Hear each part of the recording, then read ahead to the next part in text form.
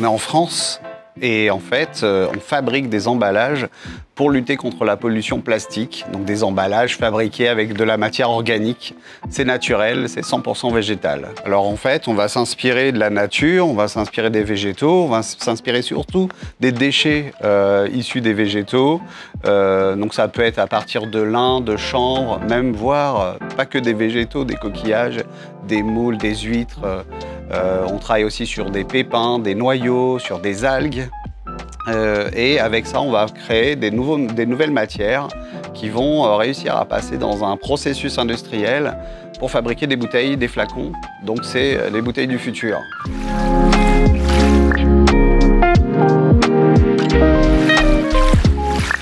Alors c'est un parcours professionnel, ça fait plus de 20 ans que je travaille sur ce sujet. J'ai commencé en 1998 et j'ai développé en fait des emballages en verre, des bouteilles en verre d'abord, puis des bouteilles en plastique PET, c'est les bouteilles traditionnelles qu'on a sur le marché.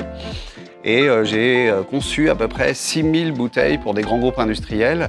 Et dans cette conception, cette mise au point, ces études, on est obligé de s'intéresser aux matériaux. Et c'est là où j'ai pu comprendre que finalement, on pouvait se passer du pétrole en s'inspirant de la nature. En général, le consommateur, le citoyen, il attend ça. Il veut plus de plastique, il veut plus de pollution, il veut soigner son environnement. C'est un réel problème lié aussi avec les problèmes climatiques que l'on a aujourd'hui. Donc il est ravi de savoir que des entreprises innovent et apportent des solutions.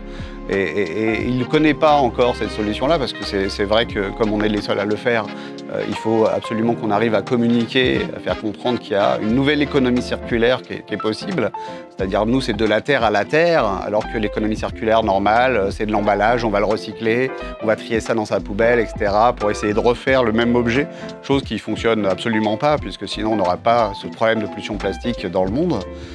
Donc ils sont ravis de savoir qu'il y a de la nouveauté.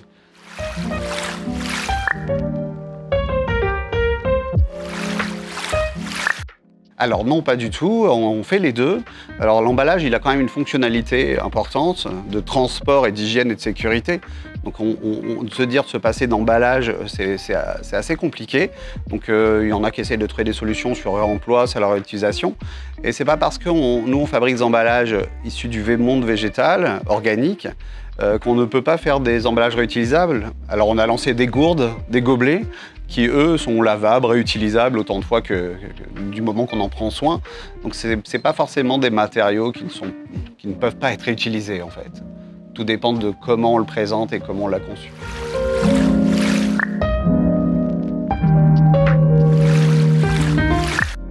Alors c'est simple, on a gagné le Grand Prix Planète. Donc l'East Packaging est la solution pour toutes les îles du monde et c'est surtout sur les îles qu'on a besoin de résoudre ce problème de pollution plastique, à la fois pour soigner la biodiversité. On n'a pas envie d'avoir des plages avec du plastique pour accueillir les touristes.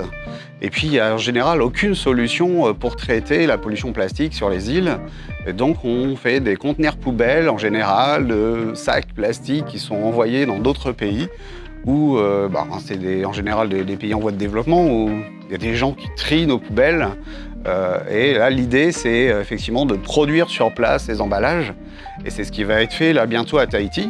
On a signé un contrat avec des locaux là à Tahiti et une usine va être montée l'année prochaine. Donc on va créer en plus de l'emploi et on va fabriquer des emballages organiques pour remplacer ces bouteilles en plastique traditionnelles qui seront proposées après sur le marché. Voilà.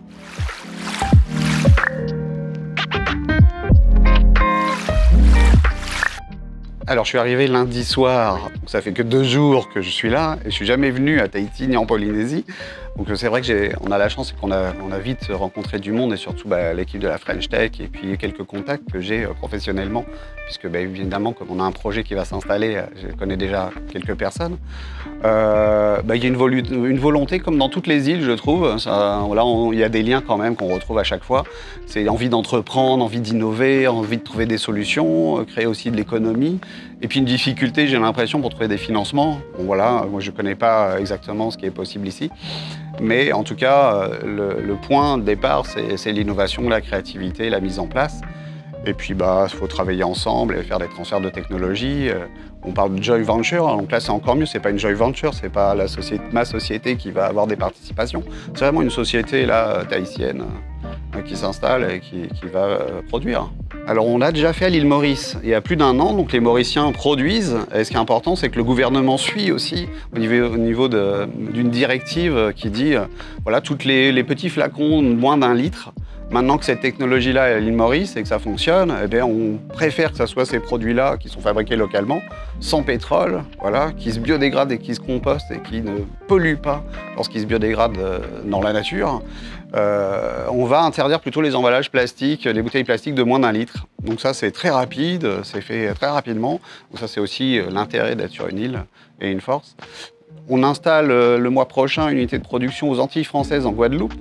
Donc les îles, c'est vraiment l'endroit parfait pour justement apporter une solution rapide. Et donc Tahiti, la Nouvelle-Calédonie, il y a les Seychelles en cours, il y a aussi le Cap-Vert. On a une vingtaine de dossiers en fait en ce moment. Donc le but de ma société, c'est à la fois produire pour la France, hein, on produit aussi nous, et faire ces transferts de technologie sur les territoires.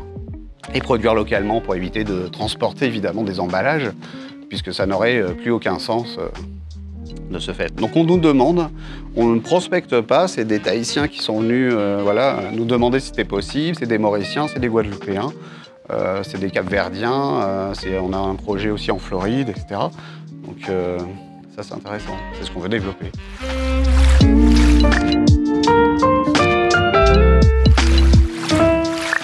Alors l'East Packaging a pour objectif d'être le centre de recherche et développement parce qu'on fait des essais toutes les semaines. C'est-à-dire qu'on nous amène des sacs de déchets organiques et on nous dit tiens, est-ce qu'avec du liège, avec de la sciure de bois, voilà, on fait ça toutes les semaines, on fait des essais, on crée des flacons, des bouteilles, etc. avec de la sciure de bois, des algues, et tout ce que je vous ai dit tout à l'heure. Donc nous, on va avoir une certaine taille, on ne sera pas la plus grosse entreprise de fabrication de ce type de solution.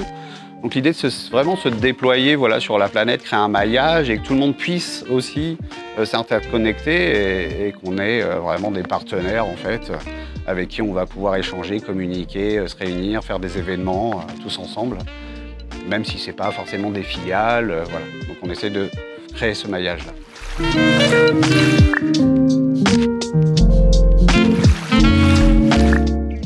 Là, ils ont un problème de stabilité, j'ai l'impression. Ils n'arrêtent pas de changer d'idée. Je pense qu'il faut qu'ils se mettent vraiment à penser à un projet qui ait du sens pour eux, si possible. S'ils peuvent faire quelque chose localement, bah, c'est encore mieux. Donc voilà, c'est vraiment se prendre du temps à réfléchir plutôt que peut-être de partir dans tous les sens. Ouais, ce serait peut-être ça.